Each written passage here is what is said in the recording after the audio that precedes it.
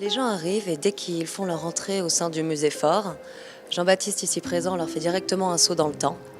Ensuite, mon ami Luc et moi-même, nous leur expliquons que ça fait un siècle que nous sommes coincés et que nous cherchons la clé du mystère justement.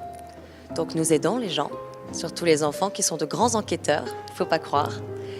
Nous leur faisons faire un voyage dans le passé jusqu'à ce qu'ils découvrent, s'ils découvrent, ce que nous n'avons toujours pas réussi en plus d'un siècle.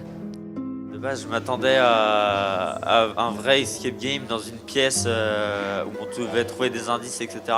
Et au final, c'était pas ça. Mais après, c'était intéressant quand même parce que du coup, ça permettait de s'intéresser aux œuvres et de vraiment regarder plus profondément les œuvres. Ça se passe très bien. Écoutez, on découvre. Moi, c'est la première fois que je viens à un musée Fort alors qu'on habite à 500 mètres. Voilà. Et là, on est à peu près au milieu. On a trouvé à peu près la moitié des indices. C'est bien. Je trouve que ça aide à chercher des trucs. C'est une expérience très intéressante, relativement simple, mais avec quand même des choix subtils quant aux questions posées. Mais ça permet la découverte du musée dans toutes ses pièces et toutes ses œuvres, qui amusent même les grands.